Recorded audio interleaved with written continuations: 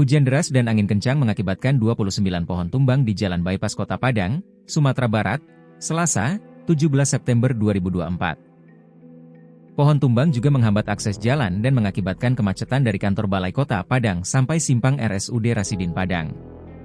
Banyak pohon tumbang di Jalan Bypass, mulai dari depan kantor DPRD Padang, jalanan juga macet, ujar Rasid salah seorang warga yang baru melintas dari jalan tersebut. Sementara itu, Kalaksa Badan Penanggulangan Bencana Daerah, BPBD, Kota Padang Henry Zulfiton mengatakan sementara terdapat 29 titik pohon tumbang. Selain menghambat akses jalan, pohon tumbang juga menimpa rumah warga dan mobil warga di sejumlah titik. Saat ini, tim BPBD Padang tengah melakukan evakuasi dan pembersihan pohon tumbang tersebut. Pohon tumbang yang telah selesai dibersihkan, yakni 34 titik di Jalan Bypass KM 12 Kecamatan Kuranji dan pohon tumbang di Jalan Bypass KM 16, Kelurahan Koto Panjang, Ikur Koto, Koto Tangah.